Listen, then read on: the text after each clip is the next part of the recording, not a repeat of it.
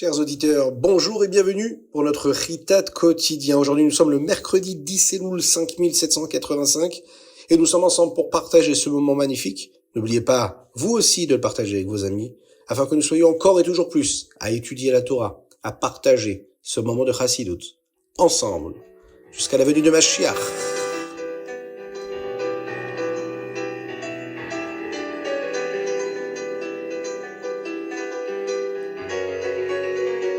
Nous commençons tout de suite par le Chumash. Moshe Rabbeinu continue d'instruire le Ham Israël, le peuple juif, sur les mitzvot qu'ils observeront en Eretz Israël, en terre d'Israël.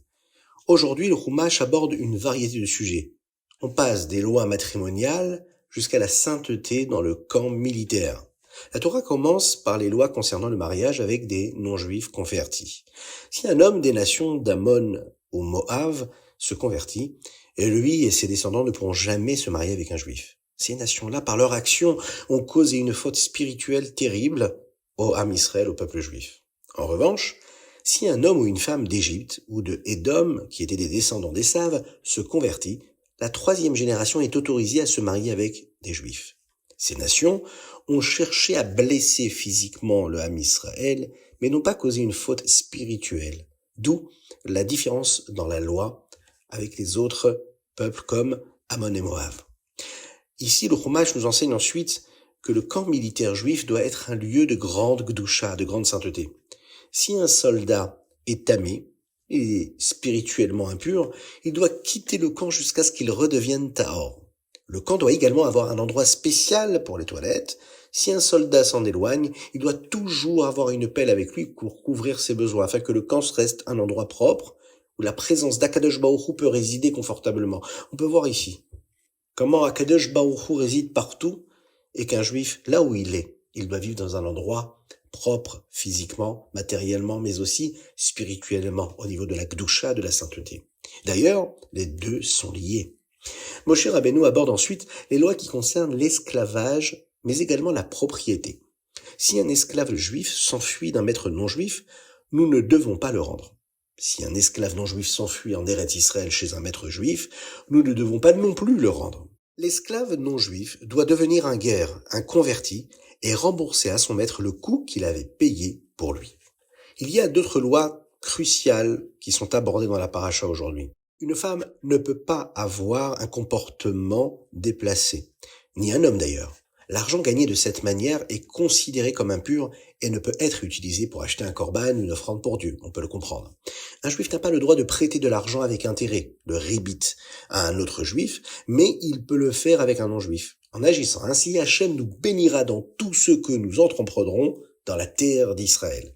Enfin, le Chumash d'aujourd'hui conclut en nous mettant en garde contre les vœux. Si nous promettons d'apporter un korban, nous devons le faire avant que 3 fêtes ne s'écoulent. Il n'y a pas de faute à ne pas faire le vœu, mais à en faire un et de ne pas le tenir. Ça, c'est une transgression.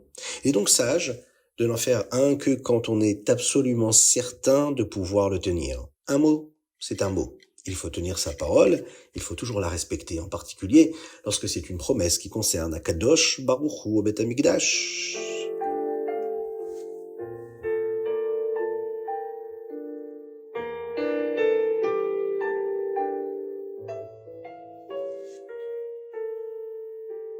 Teilim, nous lisons aujourd'hui du 55 au 59. Nous lisons du Teilim Nun E au Teilim Nun Tet. Pour le mois d'Elul, nous ajoutons aussi les chapitres 28, 29 et 30, Chafret, Chaftet et Lamed. Dans le chapitre 55, Nun E, David Amelech nous enseigne l'importance du bitachon b'Hashem, c'est-à-dire la confiance en Dieu. Ashlech al Hashem yehavcha, vehu yichalkelecha. Donne tes fardeaux à Akadosh Baruch Hu, et lui, il prendra soin de toi. Akadosh Baruch Hu est là. La Chassidut nous donne une explication profonde. Parfois, nous savons où chercher de l'aide. Nous allons voir un expert, un enseignant, un médecin. Et dans ces cas, notre bitachon b'Hashem, notre confiance en Dieu, est que même si nous faisons des efforts, Akadosh Baruch Hu fera en sorte qu'ils portent leurs fruits. C'est ce que l'on appelle créer un keli, créer un ustensile, c'est-à-dire un moyen que nous utilisons pour recevoir la bénédiction de Dieu. Mais que faire quand nous n'avons aucune idée de quoi faire, quand il n'y a personne à qui demander de l'aide? Même dans ces moments-là, nous devons avoir une confiance totale. Oui, mais comment? Comment? Avec quoi? Il n'y a pas de Keli a priori. Et là, David Amelech nous le dit dans les Tehillim. Ve'u yechal kelecha, c'est qu'Akadosh Baruch Hu lui-même, yechal kelecha, le mot Keli vient de ce mot yechal kelecha, lui-même va créer le Keli, le réceptacle pour nous. Bien sûr, nous devons faire de notre mieux. Mais même quand il semble qu'il n'y a rien à faire, on n'a plus de force, on n'arrive même pas à créer le Keli. Nous devons avoir le bitachon b'Hashem. On doit avoir la confiance en Dieu et se dire que Dieu lui-même va créer le réceptacle où nous pourrons recevoir sa bénédiction à lui.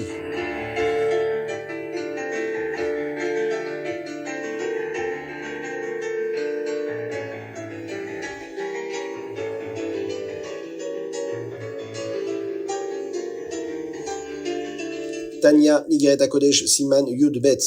Nous continuons d'étudier cette lettre-là du Admor Azaken, le Rabbi Shneur Zalman de Liadi. Il encourage les chassidim à donner de la tzedaka même quand c'est difficile. Il y a une différence entre une tzedaka donnée par amour et une tzedaka donnée par effort, c'est ce que nous avons expliqué hier. Quand quelqu'un nous demande une faveur, nous sommes souvent très heureux de pouvoir l'aider car nous savons que c'est une bonne chose à faire. On lui donne ce qu'il nous demande, on lui fait une faveur. Le Rabbi Shneur Zalman appelle cela Ma'aseh HaTzedaka, l'acte de la tzedaka. Une mitzvah que l'on accomplit avec plaisir. Oui, mais souvent, la tzedaka, ça n'est pas ça. On n'a pas toujours envie d'aider. On est peut-être fatigué, on est peut-être occupé, et on ne veut pas l'aider. Alors bien sûr, nous devons quand même le faire. Et cet acte de tzedaka a beaucoup de valeur. Encore plus que la valeur que pourrait avoir la tzedaka qui est faite quand on en a envie. Pourquoi? Parce qu'on aide sans un intérêt. On n'a même pas le plaisir d'avoir aidé. Rabbi Shneur Zalman appelle cela la avodat tzedaka. La avodat tzedaka, c'est comme servir Dieu, parfois on en a envie, parfois on n'en a pas envie. Avodat tefila, on n'a pas toujours envie de faire la tefila. Avodat tefila, c'est-à-dire qu'on travaille dur pour faire une belle tefila. On fait un effort. La tzedaka, c'est pareil. Avodat tzedaka, c'est faire un effort de faire la tzedaka. Cet avodat-là nous pousse à agir, non pas parce que c'est facile ou agréable, mais parce que c'est la volonté de Dieu. C'est totalement désintéressé. Et c'est dans cet effort que réside la véritable avodat, le service de Dieu. C'est lorsque nous dépassons notre tzedaka, celle que nous pouvons comprendre nous-mêmes, et de se dire qu'on le fait juste parce que Dieu nous demande. Et là, la bracha, elle est grande. Elle est grande parce que Akadosh Baruch Hu, lui aussi, il nous donnera même s'il n'y a pas vraiment de raison que nous recevions quoi que ce soit. Donc, donner la tzedaka, ça nécessite un effort. Et quand il y a un effort à faire, c'est que c'est positif.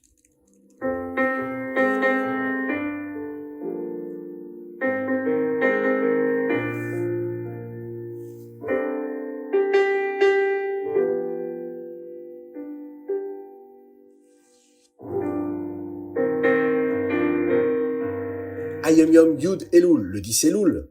Et le Hayom Yom aujourd'hui nous enseigne ce qui se passe lorsqu'un chassid entre en Yechidut, c'est-à-dire cette audience privée qu'il y avait avec le rabbi. Les anciens chassidim du Rabbi Shneur Zalman nous expliquent que le mot Yechidut a 3 significations qui correspondent toutes à ce qui se passe durant cette audience-là. Yechidut signifie clarté. La Mishnah utilise ce mot pour dire que quelque chose est clair, certain. Lorsqu'un chassid entre en Yechidut, sa situation spirituelle devient claire. Il peut voir où il en est. Il peut voir ce qu'il doit rectifier dans son avodat Hashem, dans son service divin, et ce qu'il doit améliorer. Yechidut signifie également une mission qui est désignée. La Gemara utilise ce mot pour dire que Moshe Rabbeinu était désigné pour une mission spéciale. Et en Yechidut, le Rabbi peut désigner une mission spéciale pour le chassid. Enfin, Yechidut signifie Milachon Yachid, unité. Le Midrash utilise ce mot pour dire que le Ham Israël, le peuple juif, est uni. Ils sont tous unis dans le Ham Israël pour montrer qu'Akadosh Baruch Hu est un et unique dans le monde. Et en Yechidut, le chassid s'unit avec Hachem, se préparant à faire Messirut Nefesh, le sacrifice de soi pour accomplir sa mission. Alors, même de nos jours, lorsque nous n'avons plus le rabbi physiquement a priori, nous pouvons vivre ces 3 expériences. En étudiant sa Torah, en étudiant la Torah du rabbi et ses enseignements, en nous rendant dans ce que nous appelons son Beth Midrash, dans le 770, là où il a donné tellement de Torah et tellement de brachot, distribué tellement de bénédictions. Lorsque l'on va aller Ohel, pour pèleriner, l'endroit où il se trouve physiquement. Nous pouvons trouver la clarté, nous sentir désignés pour notre mission lorsque l'on se présente dans cet endroit où il recevait les chassidim en yichidut, dans le bureau du rabbi. On va sentir cette présence-là, et là, on est sûr de s'unir véritablement à Akadosh Baruch Hu à travers le mérite du rabbi.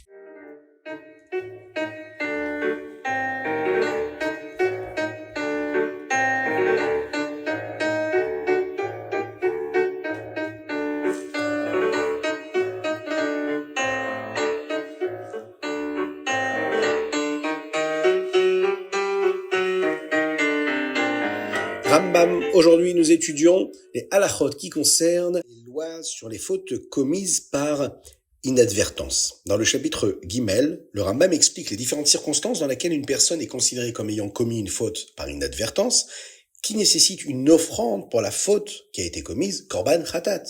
Il insiste sur la connaissance de la faute. Le korban n'est dû que si la personne a commis cet acte-là sans savoir que c'était une faute ou sans savoir qu'elle y était soumise.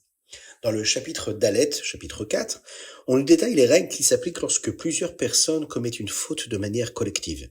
Il clarifie les responsabilités individuelles et collectives en nous expliquant quand une seule offrande, un seul korban suffit pour tout le groupe et quand chaque personne doit en apporter une. Dans le chapitre E, enfin, le Rambam aborde les cas complexes du doute. Il explique ce qui se passe lorsque l'on n'est pas certain d'avoir commis une faute qui nécessite un korban, ou lorsqu'on est incertain du type de faute que nous avons commise. Pour ces cas-là, il va nous introduire un concept qui s'appelle le korban hacham taloui. C'est une offrande qui est telouya, elle est suspendue et qui est apportée pour lever ce doute-là.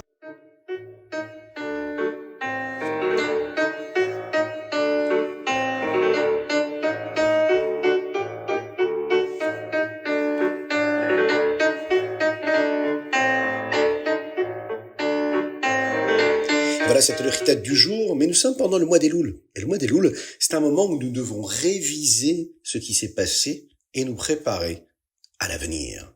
Le mois d'Elul est un moment de tchouva.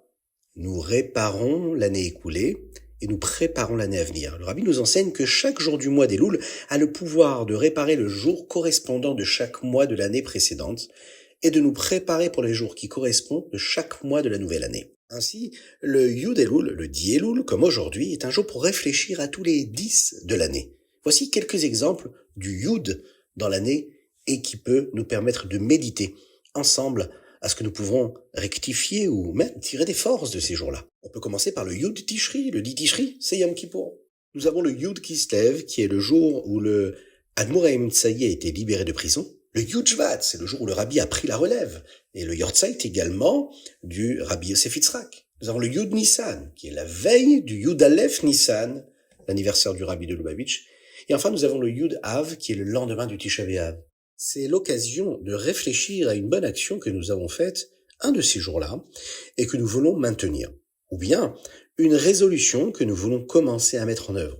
C'est aussi un moment idéal pour se souvenir d'une erreur que nous avons faite et nous assurer de ne pas la répéter. Chaque jour du mois d'Elul, c'est une occasion unique de se reconnecter à notre passé pour construire, Be'ezrat Hashem, une belle année, un bel avenir, pour Be'ezrat Hashem vivre une très très belle année Tafshin Pevav, Shana Tova Mutuka, et qu'on soit tous écrits, scellés, inscrits dans ce magnifique livre de la vie, de la réussite, de la bonne santé pour tous les Am Israël, et on en profite pour conclure notre chitat d'aujourd'hui.